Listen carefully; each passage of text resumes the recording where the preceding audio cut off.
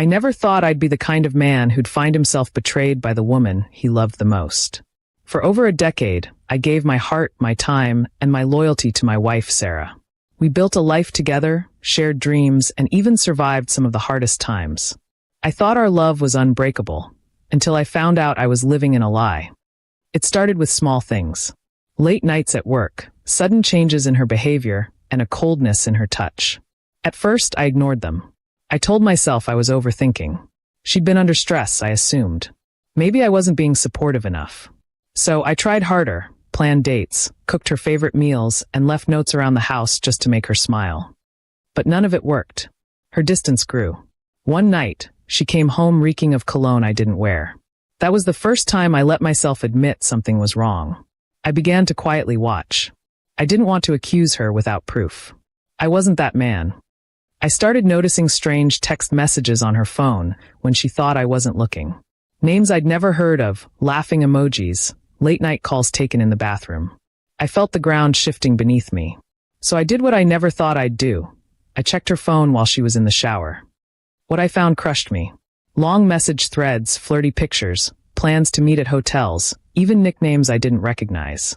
She had been seeing someone else for months, maybe longer. My heart sank. My throat tightened. The betrayal hit me like a truck. I didn't confront her right away. I copied everything, texts, photos, call logs, and sent them to my email. I wanted to be sure. Over the next few days, I confirmed everything. His name was Darren. He was younger, a gym trainer. She'd met him when she signed up for fitness classes. She had been lying to me for over a year, pretending everything was fine. She smiled in my face while sneaking off to sleep with another man. And I'd been the fool, the husband who trusted her blindly.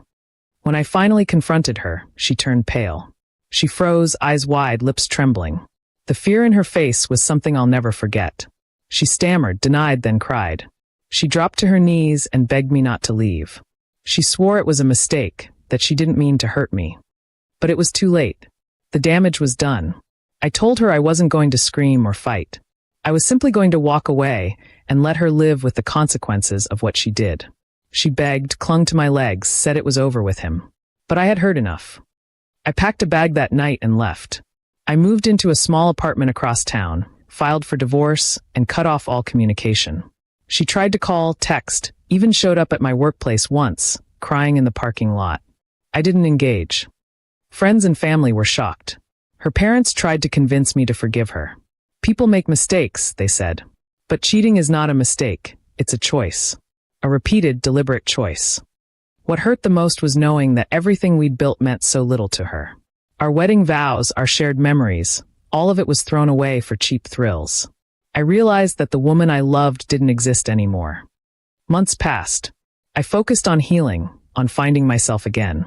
I started running, reading, reconnecting with old friends. Slowly, the pain dulled.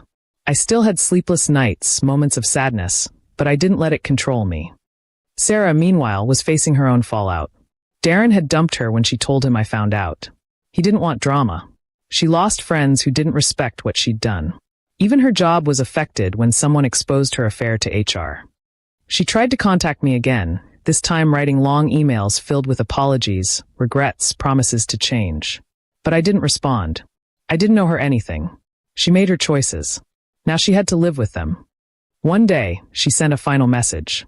She said,